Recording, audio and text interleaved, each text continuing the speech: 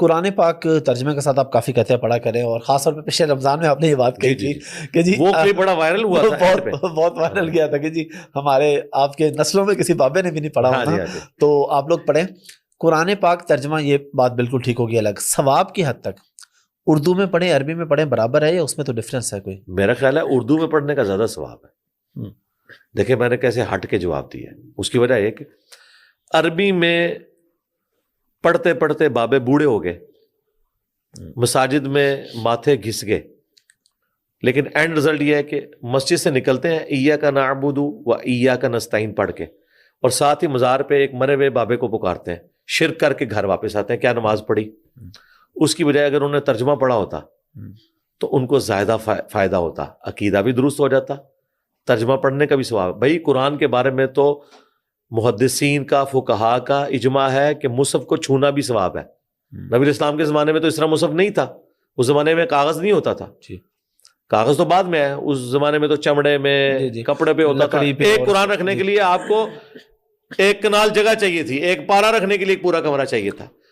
لوگ کہتے ہیں اس زمانے میں قرآن اتنے عام کیوں نہیں تھے؟ اسی لیے لوگ قرآن زبانی یاد کرتے تھے۔ یہ تو بنو عباس کے دور میں جب ہاؤس آف وزڈم بنایا خلیفہ ہارون رشید نے، اور سائنس کی بھی ترقی ہوئی، تو انہوں نے کاغذ بنانے کی جو صنعت ہے یہ امپورٹ کی رشین سٹیٹ سے۔ انیشلی تو وہ ایک نان مسلم کی اولاد میں سے ایک بندہ تھا، اسے بلایا، اور پھر آگے انہوں نے کتابوں کے تراجم کرانے شروع کیے۔ اللہ کا شکر ہے یہ قرآن کتابی شکل میں ہمارے پاس موجود ہے، الحمدللہ۔ اردو ترجمہ پڑھیں، عربی بھی ضرور پڑھیں، لیکن اگر آپ نے صرف عربی پڑھی ثواب کمانے کے لیے اور عقیدے اس کے اڈاپٹ نہ کیے تو بھائی قرآن کا یہ مقصد نہیں ہے۔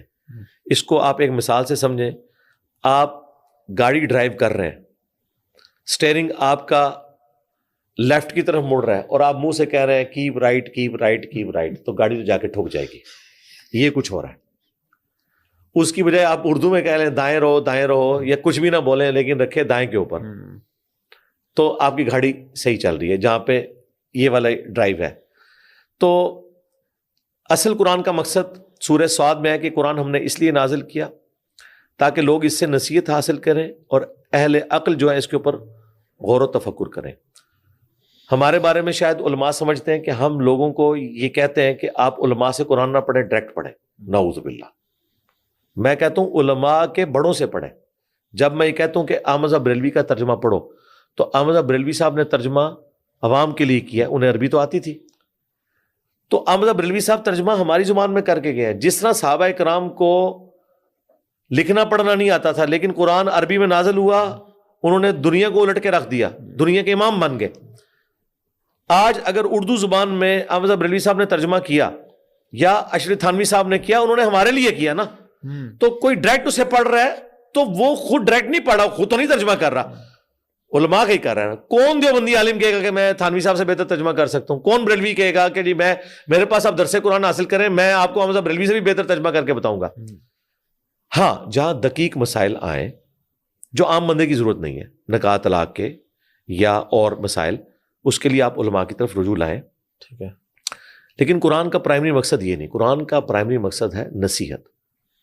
وَلَقَدْ يَسَّرْنَا الْقُرْآنَ لِلذِّكْرِ فَهَلْ مِن مُدَّكِرٍ۔ ہم نے قرآن کو نصیحت حاصل کرنے کے لیے آسان کیا ہے، فکر آخرت کے لیے، عقیدہ درست کرنے کے لیے۔ ہے کوئی سمجھنے والا؟ تو الذکر ہے قرآن، اِنَّا نَحْنُ نَزَّلْنَا الذِّکْرَ وَإِنَّا لَهُ لَحَافِظُونَ۔ اس کے لیے دنیا کی آسان ترین کتاب ہے، ایک ان پڑھ کو بھی سمجھ آئے گی، ایک پڑھے لکھے کو۔ زیادہ تر جنہوں نے دنیا کی امامت کا شرف حاصل کیا، صحابہ کرام پڑھنا لکھنا تو نہیں جانتے، کاتبین وہی بھی مشکل سے کھینچ تان کے 40 بندے نکلے جو لکھنا پڑھنا جانتے تھے، ان میں بھی ڈومیننٹ تو 4-5 لوگ ہیں، باقی تو لوگ لکھنا پڑھنا نہیں جانتے تھے۔ اسی لیے مسند احمد میں ہے کہ غزوہ بدر میں قیدیوں کو چھوڑنے کا جو فدیہ تھا وہ 10 مسلمانوں کو لکھنا پڑھنا رکھا گیا تھا۔